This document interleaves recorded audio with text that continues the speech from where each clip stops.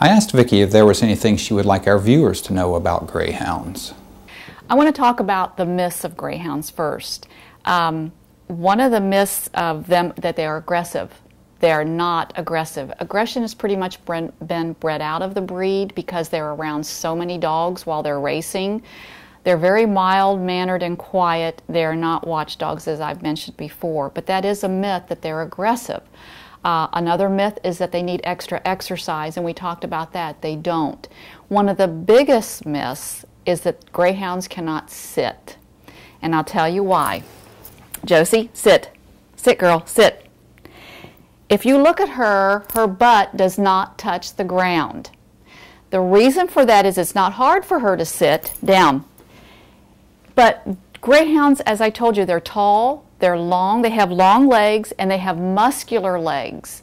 So their hindquarters do not touch the ground. You can put your hand under there. But people think it's hard for them to sit, and it's not at all. One of the biggest stumbling blocks to rescue is foster homes. They're so badly needed, and it's a huge responsibility. We all foster dogs, and then we have people that foster for us. There's such a shortage of foster homes. We could save so many more if we had foster homes. There's an awful lot to it, and God bless the people that foster for us and help us pull and save these dogs.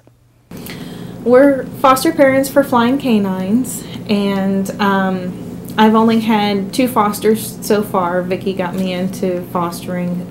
She's a friend of mine through work. And it's a good experience. We just try to teach them basic commands, you know, sit, stay, lay down.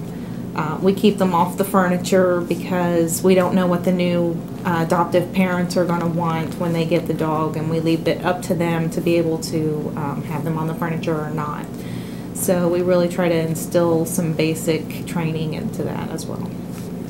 We had Whisper for, was it a month or I'd say a month something? Or maybe a month and a half. Month and a half. We had her adopted out to another home, and his work schedule actually didn't allow for much Dog time. Dog time, Yeah. He just couldn't spend time with the dog. So we got her back, and then we had her actually just a couple weeks after that, and we met Patty, and you know, she had time to stay with the dog, and she had a great home environment and everything, so it was a really good match with Patty.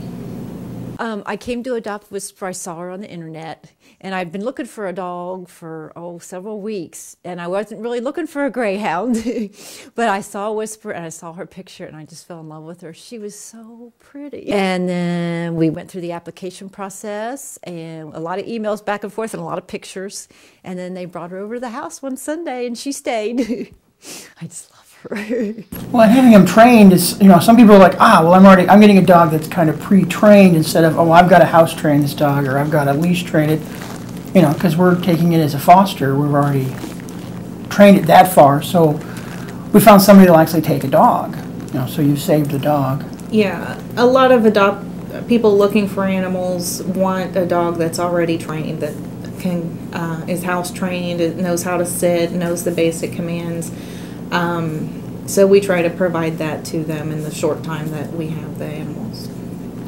What I'd like to tell people, as far as if they want to get into fostering an animal, is it is a change to your lifestyle.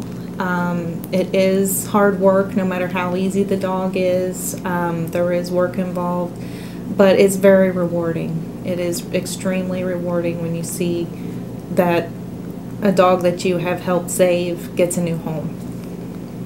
All I can say is don't get attached.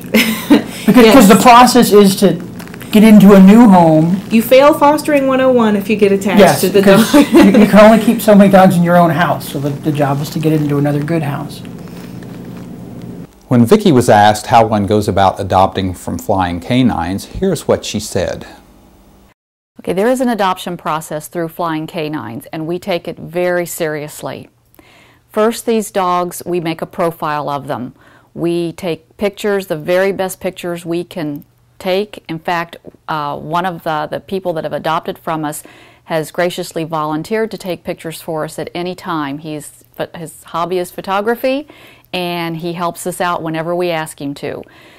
It's important to get a good profile and good pictures of a dog, and the first thing to do is to get them on Flying Canines and get them on pet finders. That's important. It's like their resume. People are looking and they read about our dogs, and we take it seriously on what we write about the dogs. We get to know our dogs, and we want people to gravitate towards that dog and keep coming back to that dog. And we find when we talk to people, like, how did you pick this dog? Well, there's just something about the picture, or something about what you said. So it's extremely important. That's the first process.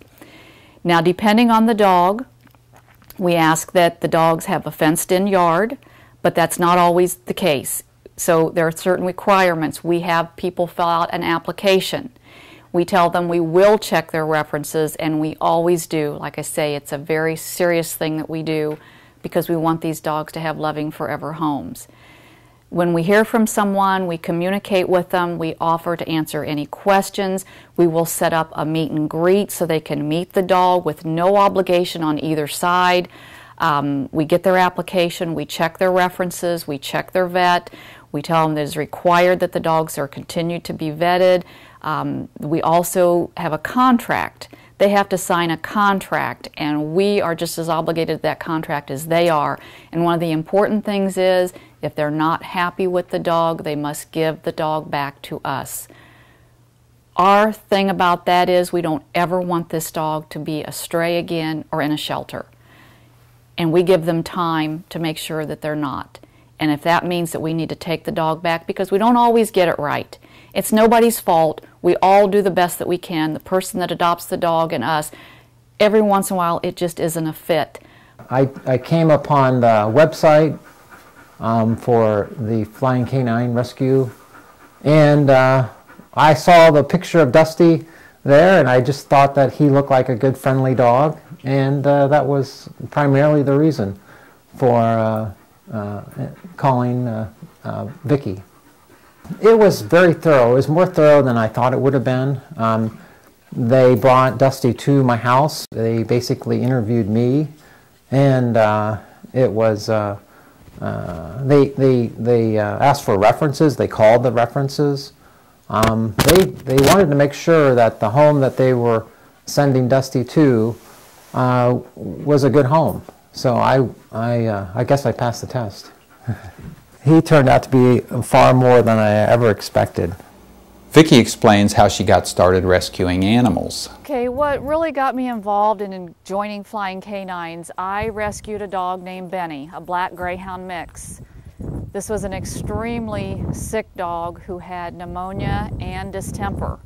And it took us about 3 to 4 months to get him healthy. We thought he was going to die a few times. We had him to the vet weekly for over 2 months. He was down to 45 pounds and his normal weight is 75 pounds. He's now a beautiful, healthy dog and lives with a wonderful family, and we've become friends and stayed in touch. It's a miracle story, really. My oldest is terrified. He is terrified of dogs. Like I said, the jumpy, yippy, in your face. So he took off into the corner of this yard and called Benny, and Benny took off after him like a shot. But when he got to Christian, he just circled around him and like, okay, now what? What are we going to do now? And he just followed him around. He wasn't in his face. He was very laid back, and he had kept out of Christian's space. And I think that was the thing that sold us on him. One of the things with having a Greyhound is you can't have an invisible fence. You have to have an actual real fence, because the Greyhounds will go right through the fence. If you have an invisible fence, they'll run right through it. Because they're so fast, it won't bother them that long.